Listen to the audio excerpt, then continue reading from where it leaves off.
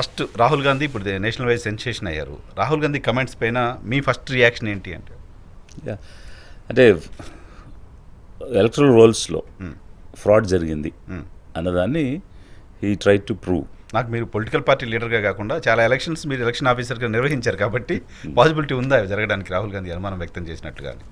Okay, of course elections అంటే గ్రామ panchayat ward member దగ్గర నుంచి పార్లమెంట్ సభ్యుడి వరకు యాజ్ ఎ డిస్ట్రిక్ట్ ఎలక్షన్ ఆఫీసర్గా నేను అన్ని ఎలక్షన్లు చేస్తున్నాను. అన్ని ఎలక్షన్ చేశారు అంటే యాజ్ ఎ డిస్ట్రిక్ట్ హెడ్గా. రిటర్నింగ్ ఆఫీసర్గా అట్లా చాలా ఎలక్షన్లు చేసాం. అసెంబ్లీ, పార్లమెంట్, లోకల్ బాడీస్ అవన్నీ, మున్సిపల్, మేయర్ అవన్నీ. బట్ అక్కడ what he's trying to prove is that electoral roll got cheated అని, అంటే ఐ మీన్ చోరీ అన్నారు కదా ఆయన. సో చేశారనేది విత్ ప్రూఫ్స్ హ్యాస్ షోన్. అంటే ఎలక్ట్రల్ రోల్స్ అనేవి ఒక బేస్ రోల్ ఉంటుంది.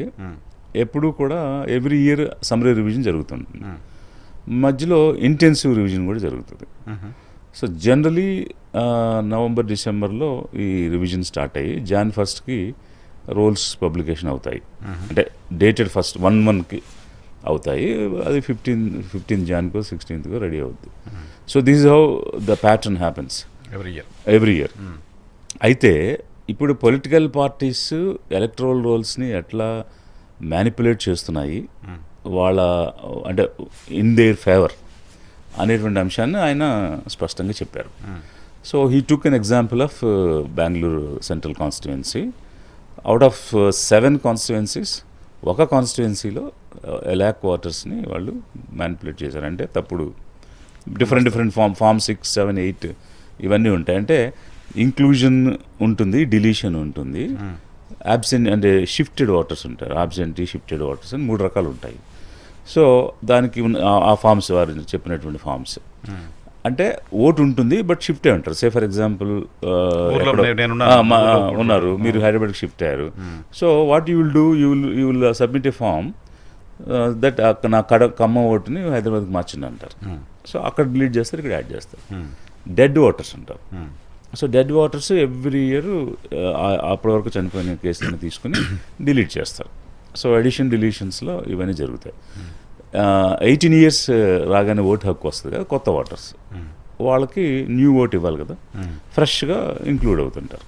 సో డెడ్ డిలీట్ అవుతుంటారు, ఫ్రెష్గా ఇంక్లూడ్ అవుతుంటారు, షిఫ్ట్ అవుతుంటారు, ఇంకా అడ్రస్ చేంజ్ ఇవన్నీ జరుగుతుంది.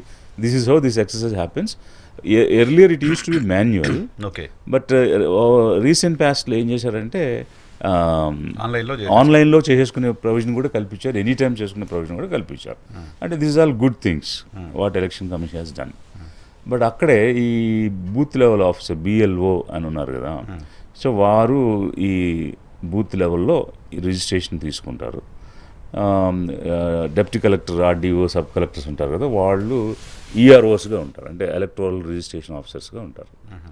సో ఈ EROs are responsible for rolls preparation and publication. Okay. So ఇది ప్రాసెస్. ఈ ప్రాసెస్లో ఇప్పుడు వాళ్ళు రకరకాలుగా, అంటే duplicate voters, non eligible voters, ఇట్లా అనేక ఒక అడ్రస్లో 60 పేర్లు, ఇంకో అడ్రస్లో 40 పేర్లు ఇట్లా ఉండడం ఇవన్నీ ఆయన చూపించున్నారు.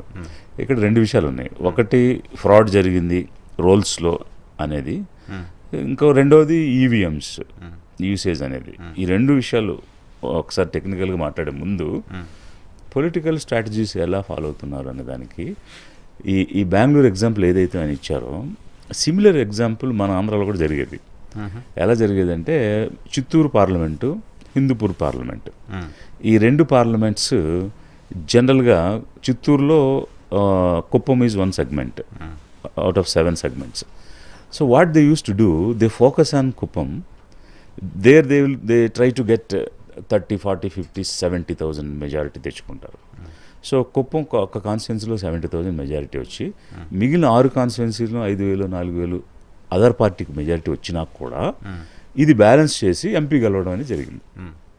అలా అనేక మార్లు, అంటే తెలుగుదేశం పార్టీ వచ్చినప్పటి నుంచి ఇప్పటి వరకు జరిగిన ఎన్నికలు కనుక మీరు చూస్తే, మొన్న వైసీపీ 19లో వైసీపీ వేవ్లో, అంతకుముందు రాజశేఖర రెడ్డి గారి వేవ్లో, అలాంటి సందర్భాలు తప్ప మిగిలిన అన్ని సందర్భాల్లోనూ బై డిఫాల్ట్ పార్లమెంట్ టీడీపీకి వచ్చేస్తుంది Kuppam. Because of Kuppam. Similar exercise హిందూపూర్లో కూడా జరిగేది. అక్కడ ఏంటంటే పెనుగొండ కాన్స్టిట్యున్సీ ఉండేది. సో అప్పుడు పెనుగొండ, కదిరి, నల్లమడ, ధర్మవరం మొత్తం 7 కాన్స్టిట్యున్సీస్ ఉండేవి, మటకసేర ఇవన్నీ. అయితే వీళ్ళు ఏం చేసేవారంటే ఫోకస్ వచ్చి పెనుగొండ మీద పెట్టేవాడు. మిగిలిన 6 కాన్స్టిట్యున్సీస్లో మైనస్ వచ్చినా కూడా ఇక్కడ వచ్చిన మెజారిటీతో Hindupur they use to win. So మీరు ఒకసారి రికార్డ్ తీసి చూస్తే 83లో పార్టీ వచ్చినప్పటి నుంచి సక్సెసివ్గా అంటే కన్సిస్టెంట్గా Chittoor and Hindupur parliaments TDP ఎన్నిసార్లు గెలిచింది, కాంగ్రెస్ ఎన్నిసార్లు గెలిచింది అనేది మీరు చూస్తే మీకు అర్థమైపోతుంది. అయితే నేను ఆ ప్యాటర్న్ని స్టడీ చేశాను. చేసి అప్పుడు నేను ఆ పెనుగొండ సబ్ డివిజన్ ఆఫీసర్గా వర్క్ చేస్తున్న సమయంలోనే ఈ ఈ ఈ ఎలక్షన్ వచ్చింది. వచ్చినప్పుడు వీ ట్రై టు బ్రింగ్ అంటే డెమోక్రసీని సేవ్ చేయాలి, ఓటు హక్కు అందరూ వినియోగించుకోవాలి అనే విధానంతో we worked. It's long story, but in brief ఏంటంటే collector, myself, SP, we all sat and saw that. అంటే అంతకుముందు జరిగిన హిస్టరీ అంతా చూసాం కాబట్టి ఫ్రీ అండ్ ఫెయిర్ ఎలక్షన్ జరిపిద్దాము, దానికి మనం ఏమైనా చేద్దాము అన్నప్పుడు they gave all freedom to me, you take all decisions, we'll support you అని చెప్పున్నారు. బేసిక్ ఆన్ దట్ కొంత ధైర్యంగా పనిచేయడానికి చేసాం. ఆ సమయంలో కర్ణాటక నుంచి ఒక అబ్జర్వర్ వచ్చినారు, సీనియర్ ఆఫీసర్, యూపీ నుంచి ఇంకొక అబ్జర్వర్, వాళ్ళు కూడా దే సపోర్టెడ్. సో దాంతో ఎంటైర్ టీమ్ సపోర్ట్ చేస్తే we took it as a challenge and we saw that people go and vote. Initial దానిలో అక్కడ పూర్తిగా సాధించలేకపోయాము. In spite of all efforts about and ఒక 226 ఎన్నో బూత్స్ ఉంటే ఒక 70 odd booths we could not control. అవునా? సో అయితే అప్పుడు ఆ డేటా కూడా తీసాం. అంటే వాట్ దే డిడ్ ఈజ్, అంటే మార్నింగ్ ఏజెంట్స్ ఉన్నారు, ఈ వీళ్ళకి ఆ ఏజెంట్స్ని అంటే వీళ్ళు కొన్ని స్టేషన్స్లో కంట్రోల్ చేయగలిగారు, కొన్ని చోట చేయలేకపోయారు. చేయలేని దగ్గర ఏం చేశారంటే వీళ్ళు వెళ్ళి ఏజెంట్స్ని బెదిరించి వాళ్ళని బయటకు పంపించేస్తే, అప్పుడుంది కాంగ్రెస్ టీడీపీ కదా, కాంగ్రెస్ ఏజెంట్స్ని బయటకు పంపించేస్తే ఆ బూత్స్ అన్నీ వీళ్ళు కంట్రోల్ తీసుకుని మళ్ళీ రిగ్గింగ్ చేశారు. అయితే అప్పుడు ఇచ్చిన అబ్జర్వర్ ఏం చేశాడంటే morning at the time of poll ఎంతమంది ఏజెంట్స్ ఉన్నారు, ఎన్ని బూత్స్లో, at the end of poll ఎన్ని బూత్స్లో ఏజెంట్స్ ఉన్నారు బిలాంగింగ్ టు అన్ని పార్టీస్, డేటా కలెక్ట్ చేయని చెప్పాడు. ప్రిసైడింగ్ ఆఫీసర్స్ కానీ, ప్రిసైడింగ్ ఆఫీసర్స్ డైరీ ఉంటుంది, ఆ డైరీలో మార్నింగ్ 7 AM పోల్ స్టార్ట్ అయ్యేది, 5 అప్పుడు 7 to 5 ఎవ్రీ 2 hours ఏం జరిగిందని రాయాలి. ఎవడు ఏమి రాయలేరు అసలు, ఆ ధైర్యం కూడా లేదు, రాయలేరు, మనం ఎక్స్పెక్ట్ కూడా చేయలేము. సో ఈవినింగ్ రిసెప్షన్ సెంటర్ దగ్గర అడుగుతుంటే nobody is able to tell. Then only I collected, అంటే మార్నింగ్ ఏజెంట్స్ ఉన్నప్పుడు సంతకాలు పెడతారు కదా, మళ్ళీ ఎండ్ ఆఫ్ ది పోల్ ఇప్పుడు సంతకాలు పెడతారు కదా, అట్లా ఎంతమంది ఉన్నారు ఎవరు లేరని నేను డేటా కలెక్ట్ చేసి ఐ కుడ్ ఫౌండ్ 73 బూత్స్లో అంటే 67 70 ఉంది ఎగ్జాక్ట్ నెంబరు, లేరు, ఏజెంట్స్ వెళ్ళిపోయారు. ఒక 4 బూత్స్లో ఇంకు పోశారు. So all together it was 73 something like that. ఇన్ని బూత్స్లో ఏదైనా ఏజెంట్స్ లేరు లేదా పోలింగ్ బూత్ 4 బూత్లు ఇంకు పోశారు అని డేటా నేను అబ్జర్వర్కి చూపించాను. చూపిస్తే నాకు రిపోర్ట్ ఇచ్చేయమన్నాడు, ఇచ్చేసాడు. అతను డైరెక్ట్గా ఎలక్షన్ కమిషన్కి పంపించాడు. పంపించేస్తే they order repoll in all 73 booths. అసలు ఒక కాన్స్టిట్యున్సీలో 73 బూత్స్లో రీపోల్ అంటే నెవర్ ఇన్ ది హిస్టరీ, నా భూతో నా భవిష్యత్, అంతవరకు ఎప్పుడు జరగలేదు, తర్వాత కూడా జరగలేదు.